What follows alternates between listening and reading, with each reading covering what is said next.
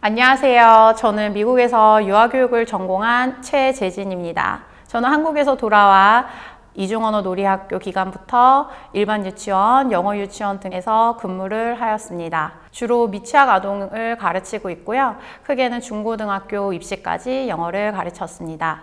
최근에는 잘 노는 아이가 영어도 잘한다 라는 책을 집필했습니다. 엄마표 영어를 안 하는 친구들이 사실 거의 드물거든요. 그래서 엄마표 영어부터 아이들이 진짜 태어날 때부터 영어 소리에 노출이 되어 있어가지고 이렇게 올라오는데, 제가 이제 유치원에서 근무를 해서 아이들을 만나본 결과 영어는 정말 귀가 트여 있다.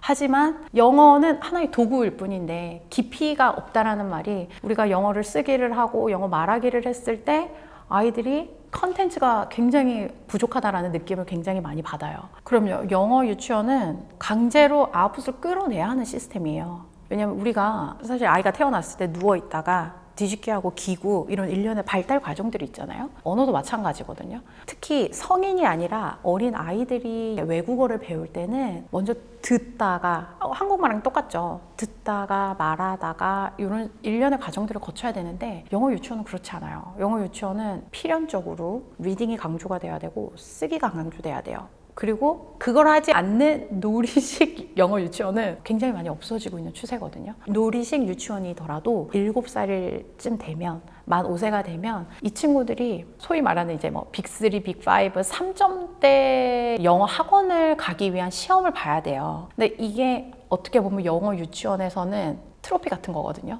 우리 이제 신입 상담을 할 때, 어머님 우리 이번 졸업한 아이들이 여기 P 어디에 뭐 5명 정도 갔어요. 저기 뭐 렉 어디에 뭐 몇 명 갔어요. 이렇게 상담의 지표를 쓰거든요. 근데 이런 영어 학원에서 보는 게 뭐냐? 스피킹이랑 라이팅이란 말이에요. 그러면은 영어 유치원에서는 당연히 스피킹이랑 라이팅을 강조할 수밖에 없잖아요. 그러면은 여기에서 어떤 아이들이 나가 떨어지느냐? 말을 좀 나가 떨어진다라고 표현을 했을 때, 우선 소근육 발달이 덜 된 남자아이들 당연히 적응하기 힘들죠. 남자아이들은 뛰어놀으라고 뇌에서 계속 얘기를 하고 있는데 앉아서 쓰라고 하는 거예요. 당연히 힘들죠. 그리고 여자아이들은 버티는 친구 분명히 있어요. 왜냐면 여자아이들이, 저도 아이를 키우지만 정말 앉아서 쓰고 이러는 거 좋아하는 친구들이 있거든요. 근데 과연 이 팜플렛을 외우고 이런 일련의 과정들을 즐길 수 있는 유치원생들이 과연 몇 명이나 있을까라는 생각을 저는 사실 해요. 그래서 아이들이 그래도 그러면 그만두는 거 아니에요? 그만두면 되잖아요. 네, 정말 많이 그만두세요. 사실 제가 일반 유치원에 근무한다 그랬잖아요.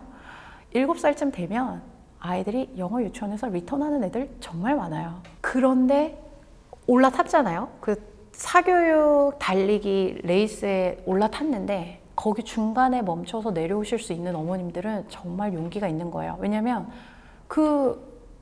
쑥덕거릴 거 아니에요. 어머님, 다른 어머님들이 쟤 나갔더라 이런 얘기 감안하시고 오시는 거거든요. 그런데 저는 정말 용기 있고, 그 어머님들은 진짜 자기 아이를 위해서 큰 결심하셨다고 저는 생각을 해요. 제가 하고 싶은 말은, 어머님들한테 하고 싶은 말은, 영어가 기간을 선택하는데 중점이 되지는 않으셨으면 좋겠어요. 아이를 바라보면요, 이 아이가, 우리 일반 유치원도 사실 따지고 보면 학습식 일반 유치원도 있고, 숲 유치원도 있고, 몬테소리를 기반으로 하는 유치원도 있고, 아니면 정말 보육을 기반으로 하는 유치원도 있고, 영어 유치원도 놀이식 있고, 이중언어 놀이학교 스타일도 있고, 학습식이 또 있고, 국제학교 킨더 스타일도 있고, 되게 많아요, 종류가. 그거를 볼 때 어머님들이 우리 아이가 중점이 돼야 된다고 생각해요. 우리 아이가 배우는 거 진짜 좋아하는 애들이 있거든요. 그러니까 배움에 욕심이 있는 아이들이 있어요.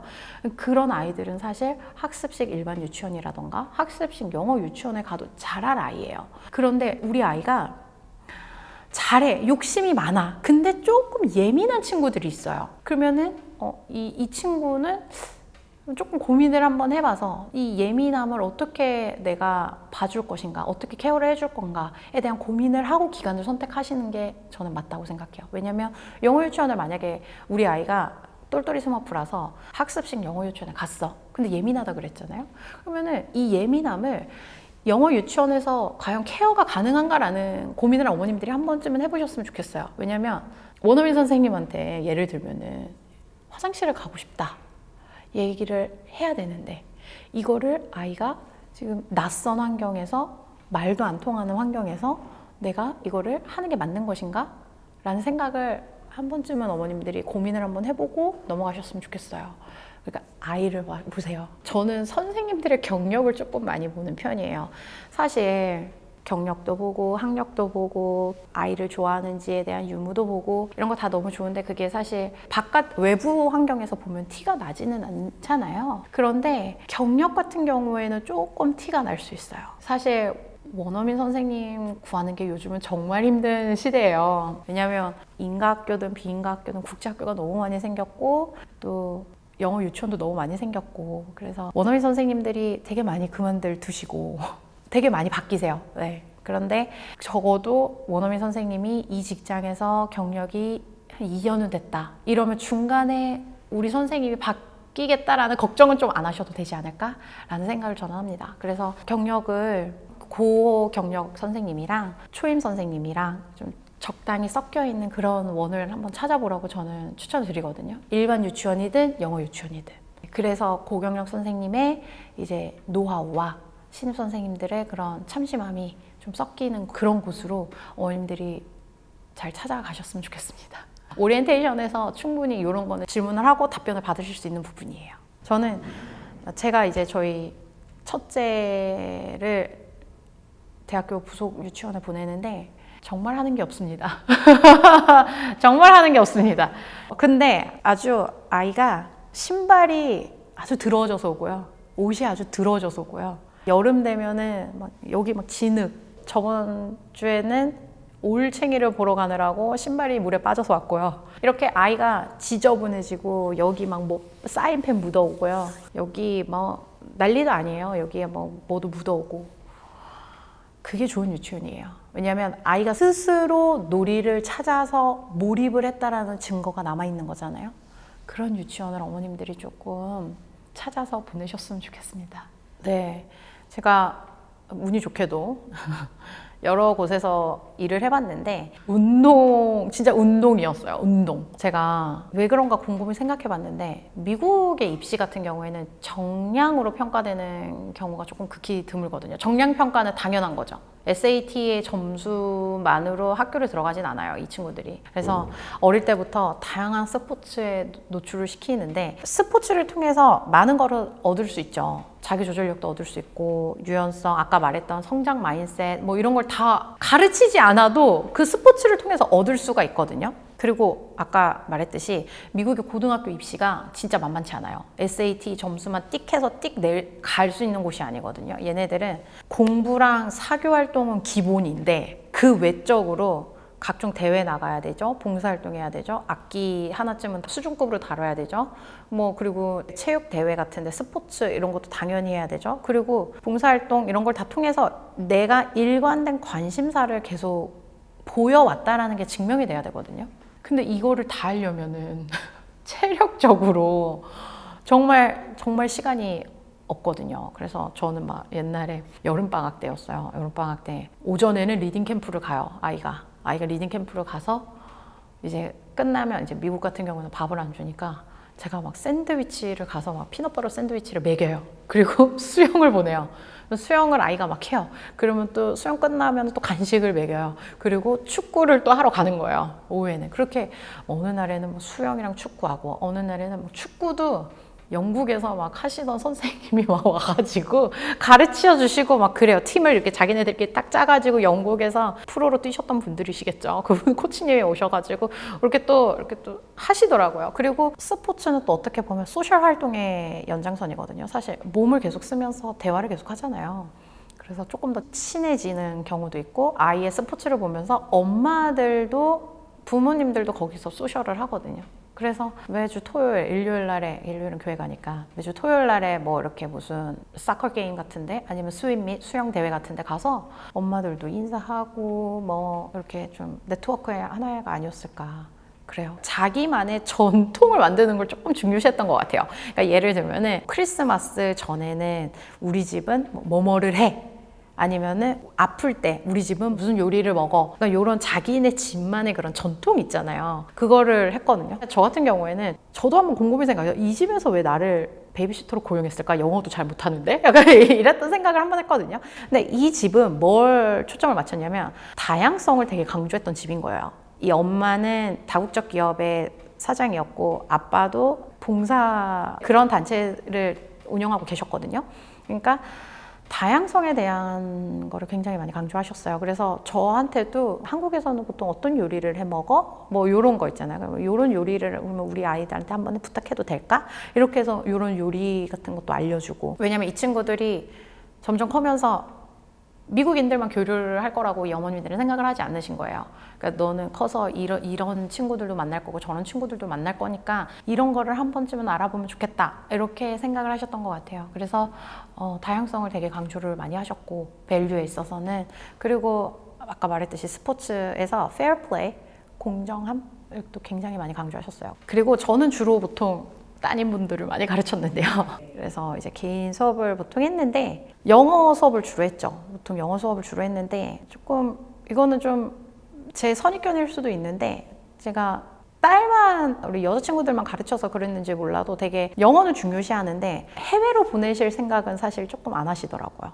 제가 느낀 점은. 그래서 아무래도 최소한 중학교까지는 내가 끼고 있어야지 라는 생각을 조금 하셨어요. 그래서 어머님들이 국제학교 있잖아요. 우리가 뭐 요즘 핫한 체드윅이라던가 뭐 여기 송도 요런데 청라, 제주 요런 제주도 심지어 생각 안 하시는 분들도 많으셨어요. 그래서 체드윅이나 요런 청라 쪽을 한번 생각을 하셨는데 이것도 너무 먼 거죠. 그래서 차라리 그러면은 비인가 국제학교로 많이 보내시는 부분도 없지 않아 있어요. 그래서 이렇게 보내다가 그래도 고등학교쯤 되면 그래도 보딩은 보내실 수 있지만 그래도 나는 내 애는 내 옆에서 끼고 있어야겠다. 그래서 아이가 좀 큰 이후에는 보딩도 생각을 하고 계셨던 것 같아요. 왜냐면은 이제 저한테 정보를 계속 물어보셨거든요. 그리고 이제 이 친구의 오빠는 또 보딩을 가기도 하고 뭐 영국의 뭐 헤로 같은 이렇게 좀 유명한 학교를 갔는데 똑같아요. 여름 방학 때 한국에 와서 수업 열심히 하고 모국어 열심히 하고 왜냐면 항상 알고 계시거든요. 그분들은 모국어가 중요하다는 거를. 왜냐면 그분들이 어찌됐든 가업이 한국에 있으니까 한국에 다시 돌아와야 된다는 걸 너무나 잘 알고 있어서 모국어 강조 많이 하셨고 영국으로 간 친구는 이제 영국 역사 같은 거 따로 선생님 구해서 또 한번 한국말로 쫙 공부하고 가고 수학도 한글로 쫙 하고 가고 약간 이런 식으로. 그래서 사람 사는 거 다 똑같다. 재벌 엄마도 서울대 보내는 거 힘들고 아이비리그 보내는 거 힘들더라 라는 생각을 좀 했고 제가 여자친구들을 주로 가르쳤다 그랬잖아요. 그래서 그 친구들 악기 하나쯤은 다 배웠던 것 같아요. 악기. 피아노는 기본으로 했고 피아노 레슨 그러니까 막 제가 가면은 영어 수업 끝나고 뭐 피아노 수업 오거나 다른 선생님들이 대기하고 계시거든요. 그러면 보통 이제 피아노 선생님 아니면 첼로 선생님 이렇게 악기를 또 항상 가르쳤던 것 같아요. 저는 언어를 배울 때 아직도 제가 제일 어려운 거는 영어로 사람을 웃기는 거거든요. 그 sense of humor이라고 그러잖아요. 유머 감각은 진짜 언어의 정점인 것 같아요. 왜냐면 그 상황과 나의 특징, 청중 이걸 다 이해를 해야지만 웃길 수 있는 거잖아요. 윤여정 배우님께서 굉장히 잘하세요. 그거를 이렇게 인터뷰 같은 거 시상식 같은데 인터뷰 같은 걸 보면 자기를 되게 인터뷰를 재밌게 말씀하시더라고요. 그래서 저는 좋아하고 봉준호 감독님 인터뷰를 보면 자신만의 철학이 있어요. 그래서 그 철학을 예를 들면은 스코세이지 감독님이 말했다라는 그 구절을 막 말하세요. 자기만의 뷰가 있어야 된다 뭐 이런 식으로 말씀을 하셨대요. 그 감독님께서. 근데 사실 그렇게 말한 적이 한 번도 없으시거든요. 그 스코세이지 감독님이. 근데 봉준호 감독님은 없는 말을 지어낸 건 또 아니에요. 왜냐면 그분의 작품과 그분의 여러 인터뷰를 자기만의 해석을 통해서 봉준호 감독님께서 자기의 철학을 섞어서 이야기를 하신 거거든요. 자기만의 철학이 있다라니 저는 그걸 더 중요시 여겨서 영어가 웃기고 자기만의 철학은 가정에서 영어는 그냥 일종의 도구일 뿐이다 라는 게 너무나 명확한 분들이셔가지고 좋아합니다. 우선 이걸 인정을 하고 가야 돼요. 나의 단점과 나의 아쉬웠던 점을 우리 아이에게 전가시키지는 않겠다라는 그런 마음가짐을 우선 딱 잡고 이제 해야 됩니다. 그래서 내가 영어를 못했다고 우리 아이는 영어를 진짜 잘했으면 좋겠어. 영어만 잘했으면 좋겠어. 영어라면 나는 진짜 다 할 수 있어. 이런 마인드는 좀 내려놓고 아까도 말했듯이 엄마가 돼야 돼요. 그죠? 그래서 어렸을 때는 엄마 자신이 영어를 즐기지 않는데 우리 애가 영어를 즐겼으면 좋겠다라는 건 좀 어불성설이잖아요. 그래서 어렸을 때는 아이가 미취학 아동일 때 수준의 영어는 엄마도 하셔야 돼요. 같이 노래도 한번 불러보고 영어 영상 같이 보면서 저런 말은 또 저렇게 쓰는 거구나 나도 배우고 그걸 또 아이와 한번 써먹어보고 이러면서 미취학 아동까지는 엄마의 영어와 아이의 영어가 같이 성장한다고 생각을 하면 좋을 것 같아요. 그래서 이제 자기가 영어를 못한다고 생각하시는 분들이 가장 힘들어하는 부분이 스피킹 부분이거든요. 그럼 그 스피킹 부분을 외주를 맡기면 돼요. 다른 뭐 화상영어, 원어민 수업, 낭독 뭐 영어 노래 대회, 뭐 영어 스피치 대회 이런 걸로 아이의 이 말하고자 하는 욕구를 풀어주시고 엄마는 따뜻한 밥을 해주셔라. 저는 그렇게 얘기를 합니다. 이렇게 놀이터 같은 데 가잖아요. 그러면은 엄마가 분명히 영어를 못 하시는 분이에요. 영어를 분명히 못 하시는데 자꾸 영어를 쓰려고 하시는 거예요. 근데 저는 아까도 얘기했듯이 그럴 시간에 모국어로 깊이 있는 대화를 나누세요. 이렇게 얘기하거든요. 그래서 제가 이제 대치동에 근무를 하잖아요. 대치동에 부담임 선생님들이 계시거든요. 부담임 선생님들이 정말 쟁쟁하신 선생님들 많아요. 소위 말하는 자녀 교육 성공하신 선생님들. 그러니까 예를 들면 첫째 의대 보내고 뭐 둘째도 의대고 아니면 뭐 첫째 뭐 카이스트 나가고 뭐 광영제고 가고 뭐 둘째는 외고 가고 뭐 이런 분들 진짜 많거든요. 맨날 물어봐요. 열정맘이잖아요. 가서 선생님 뭐 시켰어요? 나한테만 말해줘요. 뭐 시켰어요? 뭐 그때도 이제 황소가 있었어요. 황소 갔어요? 뭐 사고력 시켰어요? 뭐 이런 거 물어보거든요. 맨날 놀았다고만 하는 거예요. 맨날 놀았대요. 아, 나 그냥 놀았어. 그러면 그냥 놀진 않았을 거 아니에요. 선생님 저한테만 말해주세요. 맨날 이러거든요. 그러면은 이 선생님이 막 하나 둘씩 얘기를 하는데 뭐 이런 거예요. 아, 나 그냥 예술의 정당 가가지고 애들이랑 대화하면서 놀았어. 우리 애가 종이 비행기 접는 걸 너무 좋아하는 거야. 그래서 그냥 놀이터 가서 비행기를 이거 적어보고 저거 적어보고 놀았어. 아니면은 그냥 우리 애는 레고밖에 안 좋아해가지고 나는 맨날 레고만 시켜줬어. 그러면 레고 시키고 뭐 자기가 나중에 도안까지 만들더라. 아니면 우리 남편이 해외 출장 갈 때 진짜 너무 가난했었는데 내가 친정 엄마한테 돈 빌려달라 해가지고 같이 갔다 왔어. 나 그렇게 놀았어. 맨날 이게 놀았다고 하는 거예요. 그러니까 우리가 알았던 그 놀이랑은 다른 거죠. 그래서 저는 제이미 엄마가 영어를 잘하고 싶어하는 건 충분히 잘 알고 있어요. 근데 저는 이제 우리 부담임 선생님들이나 같은 동네 그 선생님들 자녀 교육을 제가 항상 엿듣거든요.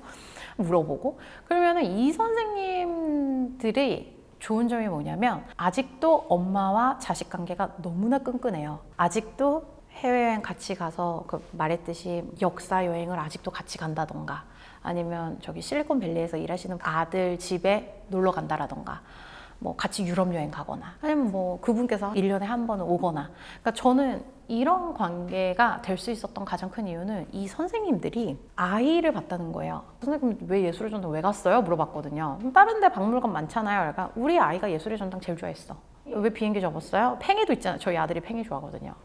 우리 아이가 그냥 높은 데서 날리는 거 좋아했어. 그래서 간 거야. 이렇게 말씀하시더라고요. 그러니까 아이를 보셨다는 거 영어만 생각하지 마시고 우리 아이가 뭘 좋아하고 우리 아이가 어떤 질문을 하고 우리 아이 입에서 무슨 학원 엄마 나도 이거 배우고 싶어 라는 말이 나올 때까지 정말 다양하게 아이랑 대화해 보시더라고요. 그래서 저는 그게 조금 더 중요하지 않을까라는 생각을 합니다.